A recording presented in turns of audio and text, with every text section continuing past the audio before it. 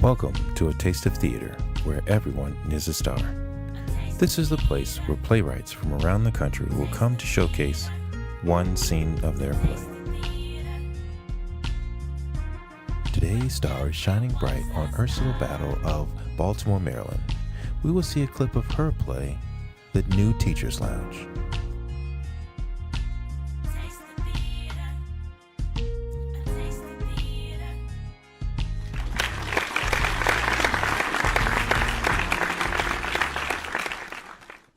Welcome to A Taste of Theater, where everyone is a star. Today's star is shining bright on Ursela Battle of Baltimore, Maryland. She joins us via Skype, and her play that will be showcased today is The New Teacher's Lounge.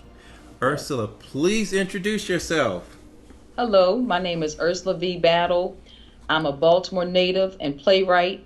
I'm also a journalist, and I am the author of the hit stage play, The New Teacher's Lounge. So Ursela, tell me, what inspired you to write this play? I was actually inspired to write this play by my mother, Vashti Battle Brown. She's a teacher in the Baltimore City Public School System. She's been teaching for over 40 years, and many years ago, she and I had gone to see Shelley Garrett's Beauty Shop. And at the conclusion of the play, she said, Ursela, you should write a play about teachers. And I gave it some thought, and I said, wow, that'd be great. I hadn't written a play before, but I knew that I really liked to write, and I knew I had a special liking and love for theatrical stage play writing, so I thought that I would give it a try. So it was all inspired by my mother, as well as Shelley Garrett and his stage play, Beauty Shop. Wow, and how long have you been writing plays now? Well, the New Teacher's Lounge is the most recent production that I've written. The original Teacher's Lounge premiered in Baltimore City in 2002. So I've been writing stage plays now for about 12 years. Wow. But it took me about 10 years to write Teacher's Lounge. I wrote on that particular production off and on, and finally completed the play. And when I completed the script, a well-known actor out of Baltimore, Charles Rock Dutton, read the script and thought it was really an excellent script for my first, stab at writing for stage. And he gave me some suggestions in terms of how I should strengthen it. I took those suggestions, incorporated it back into the script, and actually went and just rewrote the whole script. And the Teacher's Lounge, the original Teacher's Lounge, that is, premiered September 21st, 2002. And Victor, although that was my first production, I basically stepped out on faith. Again, it was my first stage play. I didn't have a financial backer. I basically used my own earnings, in terms of my job, credit, and decided to just basically take a leap of faith and premiere this play. And what happened was that it was a huge hit, and people really enjoyed the message. Although the play centers around teachers, the play's universal messages deal with things that everybody can relate to, such as relationships. There's a secret romance that's actually taking place within the school. There's a situation with a teacher who is facing the prospect that she may have breast cancer. There's another teacher that's in the play who is dealing with some financial challenges. There's another teacher in the play who's always giving financial advice in terms of how the teachers should manage their money. But outside of that, she has a personal issue at home with respect to providing care to her sick mother. But even around their own personal lives, these educators are still expected to come to school and perform. So on one hand, it highlights the situation around educators, and as we know, and I'm sure as you know, in Chicago, educators are having to deal with situations now in 2014 that teachers didn't have to deal with years ago. As far as school violence, teachers being attacked by students, just all kinds of things that were unheard of years ago are happening in the schools now. So, which actually leads me up to the more recent presentation, which is the new Teachers Lounge. That's a rewrite of the original production. And I was asked by a facility here called the Downtown Cultural Arts Center in Baltimore to write and present a stage play down there. So I said, what better play to do there than the Teachers Lounge? But knowing that so much had changed around education since 2002, I went back and rewrote the Teachers Lounge to reflect those issues that are so relevant in education, but not just education, societal issues that are in place now that we didn't necessarily have to deal with so much back in 2002 when the first original play came out. Wow. So tell us some of the characters that are in this new updated version. Okay, well, actually, it's funny because we have a new character that was actually added into the script. His name is Officer Duckworth, and Officer Duckworth's nickname is Officer Duckworth because he's always ducking work. Although he's supposed to be the school police officer, every time there's an emergency situation in school, and there always is, and they call him, he's never anywhere to be found. He's always ducking work. And then when the emergency situation is over with, he magically appears on the scene. So that's one of the newer characters in the play. And again, he's the school police officer. Then we have a character by the name of Dr. Florence Swenson. And Dr. Swenson is the conniving, underhanded vice principal who is always attempting to get the teachers in trouble. Then there's the flamboyant math teacher who is in the production. He is the math teacher by the name of Mr. Curtis Cameron. And so he's very colorful, to say the least. Very outspoken, is always gossiping, always got the latest scoop on what's going on in the school. And he's the one that always keeps the teachers in the know about all of the dirt that is taking place within this elementary middle school. And then there's the school secretary, Tony Jenkins. And Tony Jenkins it looks like she's not getting any work done because she's always on the phone. When the parents show up or the kids come to her desk in the main office and they need her to do something, she'd rather be talking on the phone or she'd rather be texting somebody. She's very ghetto, but at the same time, thinks she's bougie and is always trying to snatch a man. Then there's the science teacher, Sarah Cassidy, who is very quirky, very naive, but she's very well off financially. But again, although she's very well off financially, she, in her own personal life, is having to come to school as well and balance her career as an educator, as well as take care of a very sick mother. Now, tell me why the Teachers Lounge, and not the classroom or not the administrative office. Why the Teachers Lounge? Well, basically, when my mother had made a suggestion to me about writing a play, only thing that she said was, you need to write a play about teachers, and that was it. But as a child growing up, and as the daughter of an educator, my mother always had us at her school. But I remembered as a young child that, the teachers would get inside that Teachers Lounge. And I, of course, had my pass to go in there because of my mother.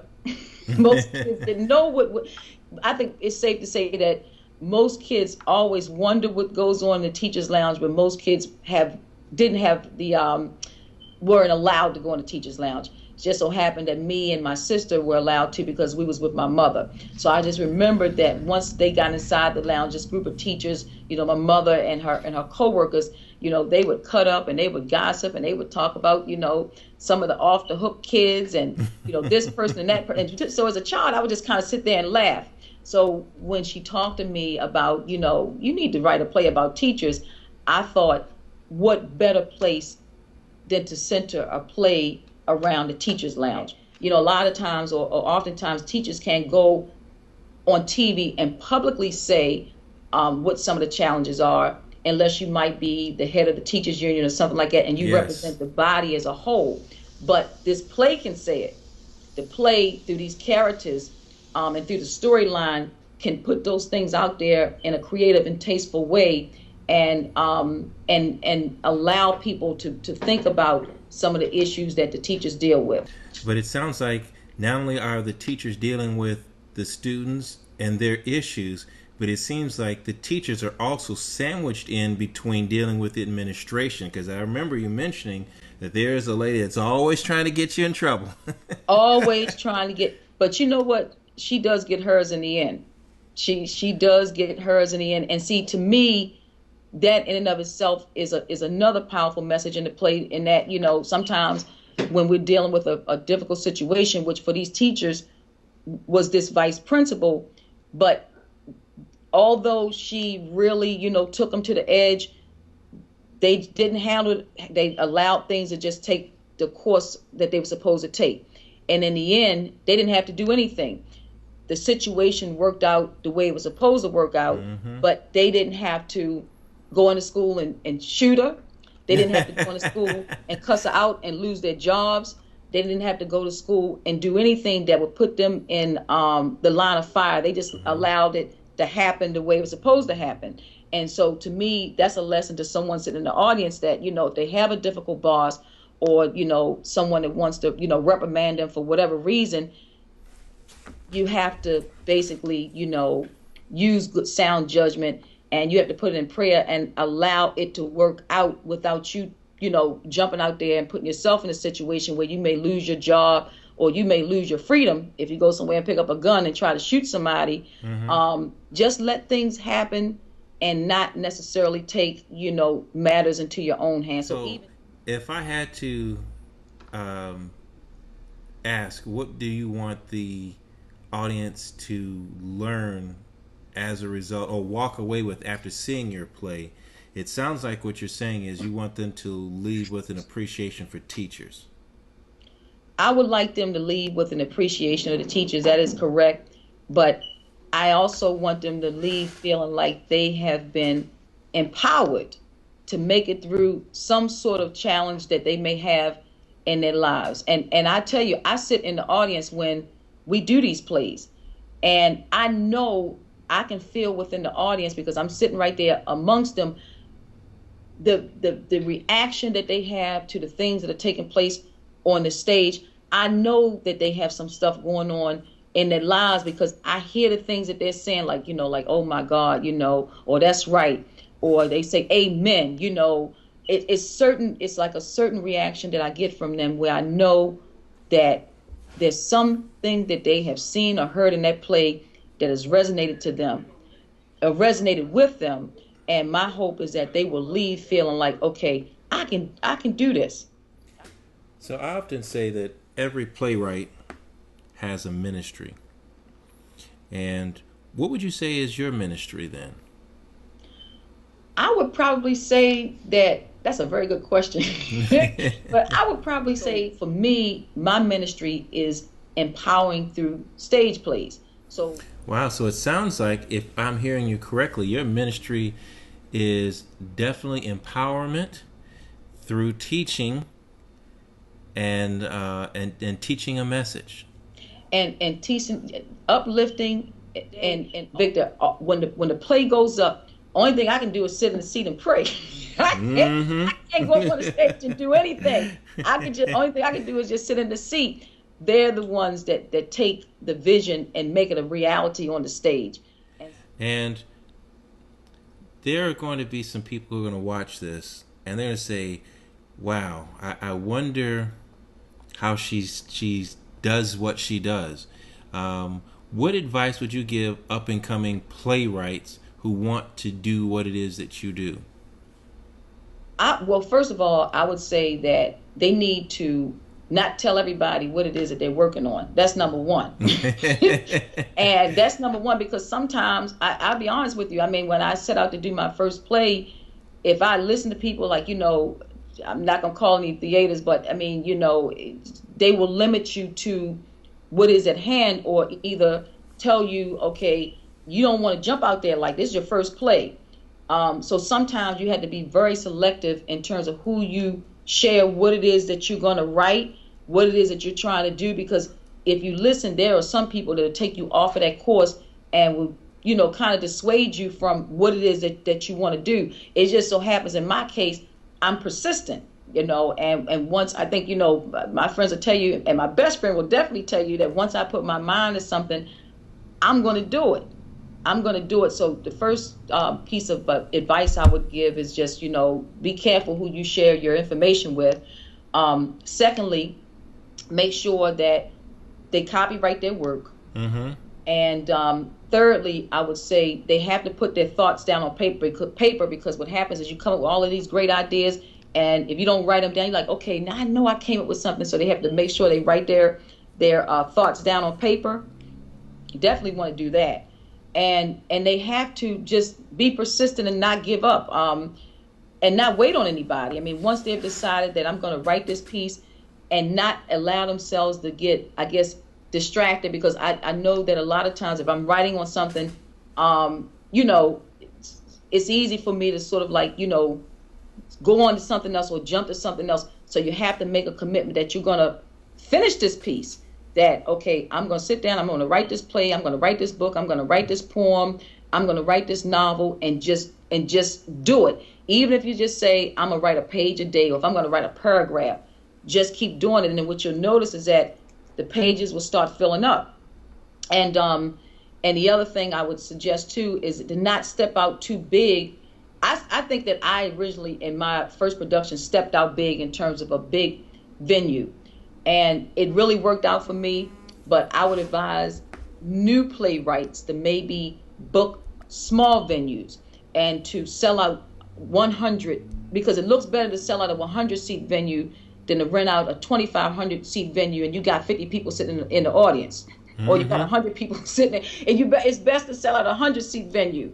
So, identify a very reasonable, venue, and look to, friends and family members to read their script, because I'll be honest with you, I get my best feedback from my friends and my family, who will tell me if something needs to be worked on, and won't sugarcoat the truth, and will give me, advice in terms of, okay, this, Ursula, you might want to go this way, or you might want to go that way. What am I saying?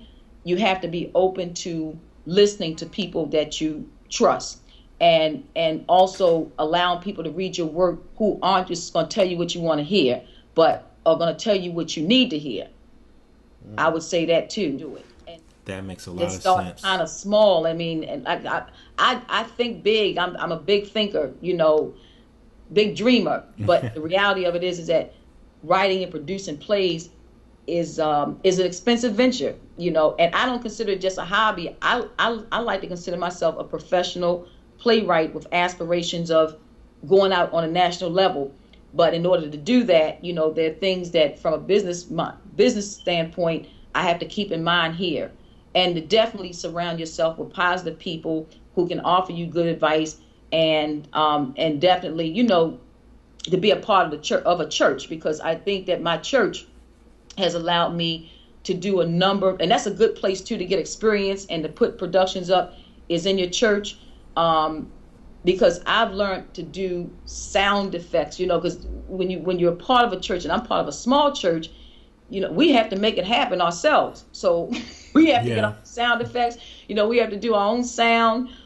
We have to use our own performers in the church. But that has also allowed me to, to learn how to do other things on my own, and to also tap into a talented pool of people who are members of my church. And who really, honestly, would believe in my vision and want to see me succeed. Mm-hmm. And that's important too, because oftentimes those people don't want money, and they just want to see you succeed, and they get their blessing off of helping you. So that's what I would say. Wow. All right. Well, we're going to watch a clip of the Teacher's Lounge now, the new Teacher's Lounge. And I always like to say thank you, Ursela, for coming on the show. And as we always say, at A Taste of Theater, where Everyone is a star. The star. Everybody, absolutely. Including you. Make you. me want today. Thank you.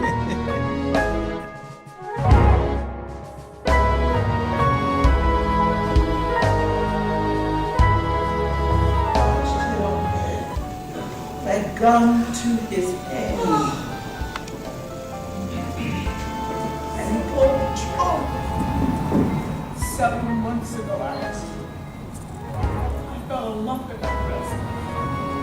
I know I should have done it. I was going to say my father, nobody. And my boy's a good boy. He does all his work.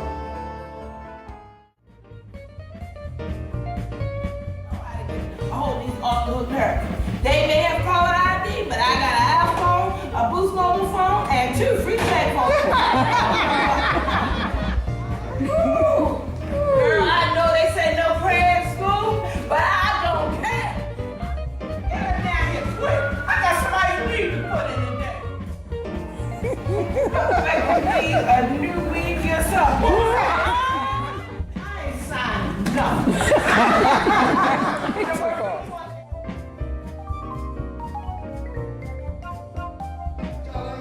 Mess with you. I've got some news that's hot off the press. And I'm about to clean those ears out because I'm about to fill them with dirt. What happened?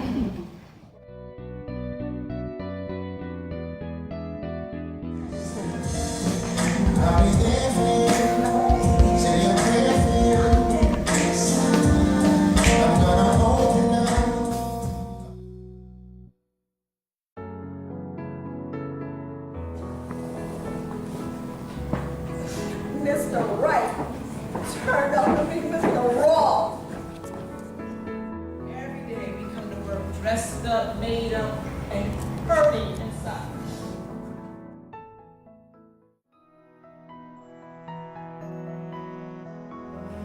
Oh, your plan for me is right, and I need you to fulfill your purpose in my life.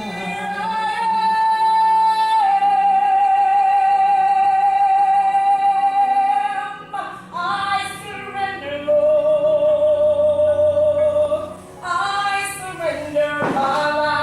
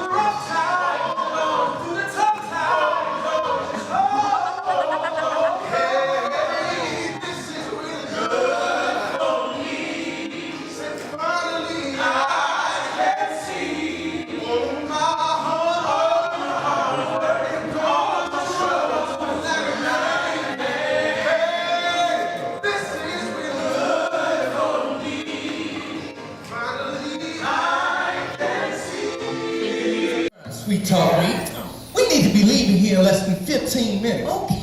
We only get a 20th anniversary once. You're right. Now, how much longer you gonna need? Honey, I'll be ready in 2. 2 hours or 2 days? Honey. Good, because you have to make a call.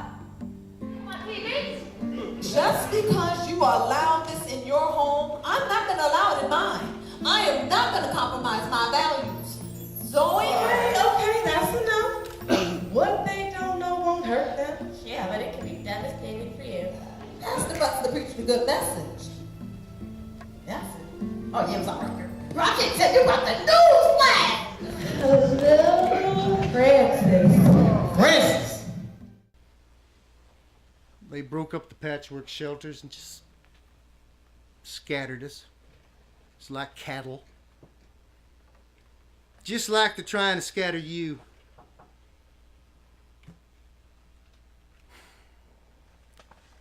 I know. I've hoped so many hopes, dreamed so many dreams, and seen them swept aside by weather, burned away by fire, scared away by goons and thugs. I used to wonder if it wouldn't be better just to haul off and quit hoping. Just protect my own mind and heart by drawing it up into a hard... You know, I've been dating around. You know, I've been going on a lot of dates. Yeah, I got about 4 in rotation right now. I'm sorry, can you make anything to drink? I'll have a Tanqueray and tonic on the rocks. I'll have an orange juice. Gin and juice on the rocks, please. Tonight, I think I'll have a white Zinfandel. I'll just have water. Make that a holy water. Whatever. Okay. Miss Leah. Huh?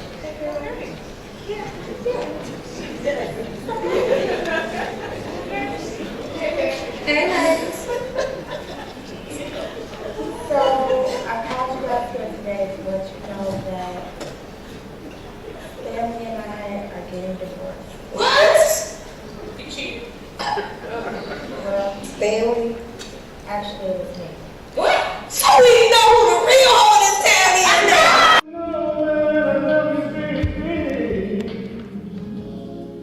Another thing in the world matters to me, Lord. Take my hand and come me to a place called love was mine.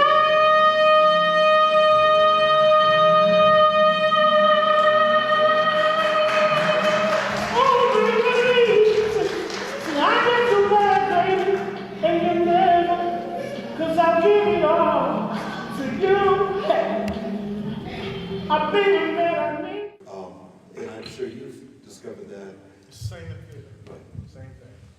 First thing people want to know is who's in it. Yes. That's the first question they ask. Not what is it about? Who's in it? You know. And so that, within itself. And gentlemen, I do see a couple of men out there, okay, to ask any questions of our